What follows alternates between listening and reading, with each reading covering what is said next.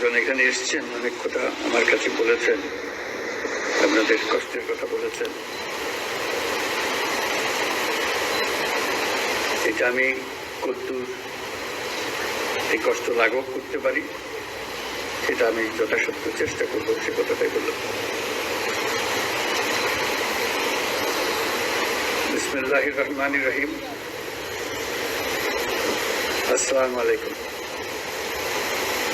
উপস্থিত সম্মানিত খেতাবপ্রাপ্ত বীর মুক্তিযোদ্ধা ও তাদের আত্মহনকারীগণ, মুক্তিযোদ্ধা বিভাগ মন্ত্রণালয়ের উপদেষ্টা, সেনা, নৌ ও বিমান বাহিনী প্রধানগণ, ঊর্ধ্বতন সামরিক ও অসামরিক কর্মকর্তাবৃন্দ এবং উপস্থিত শ্রোতৃবৃন্দ, 1971 সালের এই দিনে আমাদের সশস্ত্র বাহিনীর অকুতোভয় সদস্য এবং বাংলাদেশের আপামর জনসাধারণ সম্মিলিতভাবে দখলদার বাহিনীর বিরুদ্ধে সমন্বিত আক্রমণ সূচনা করে। সেই আক্রমণের ফলে আমাদের বিজয় ত্বরান্বিত হয় এবং ফলশ্রুতিতে আমরা স্বাধীন ও সার্বভৌম একটা দেশ বাংলাদেশ অর্জন করি। আমি আজ গভীর শ্রদ্ধার সাথে স্মরণ করছি স্বাধীনতা যুদ্ধে শাহাদাত বরণকারী সকল বীর শহীদদের এবং মহান আল্লাহর দরবারে আমি তাদের বিদেহী আত্মার মাগফিরাত কামনা করি। আমি সকল শহীদ বীর মুক্তিযোদ্ধা পরিবারের সদস্য এবং সম্মানিত যুদ্ধাহত বীর মুক্তিযোদ্ধাগণের প্রতি আন্তরিক শ্রদ্ধা জ্ঞাপন করছি। সশস্ত্র বাহিনী বিভাগের এই আয়োজনে আর্মি মাল্টিপারপাস কমপ্লেক্সে যে সকল খেতাবপ্রাপ্ত বীর মুক্তিযোদ্ধা ও তাদের উত্তরাধিকারীগণ উপস্থিত আছেন, তাদের জন্য রইল আমার বিনীত শ্রদ্ধা।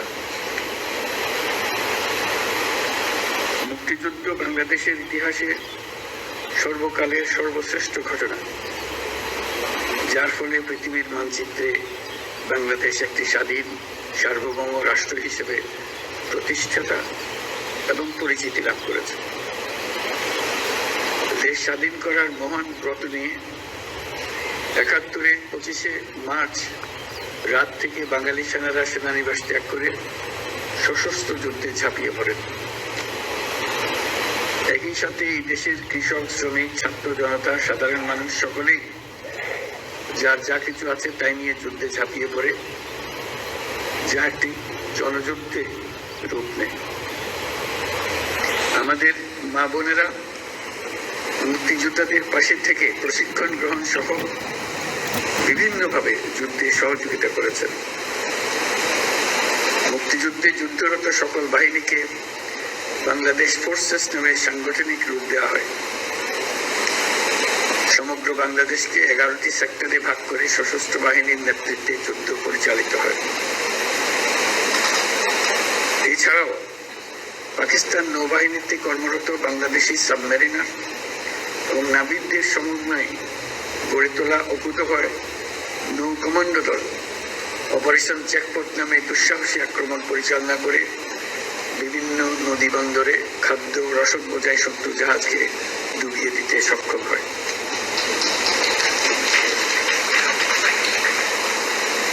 এছাড়াও বিমান বাহিনীর সদস্যগণের সমন্বয়ে গঠিত কিলো ফ্লাইট চট্টগ্রাম ও নারায়ণগঞ্জের জ্বালানি ডিপো সহ পাকিস্তানি হানাদার বাহিনীর গুরুত্বপূর্ণ স্থাপনায় সফল আক্রমণ পরিচালনা করে।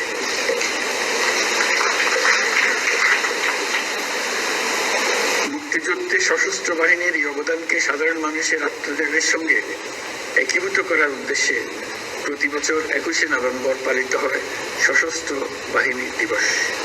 আজ সেই দিবস।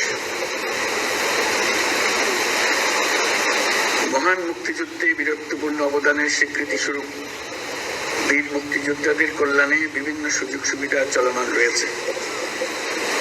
সময়ের আবর্তে অধিকাংশ বীর মুক্তিযোদ্ধা আজ বয়সের ভারে ভারাক্রান্ত।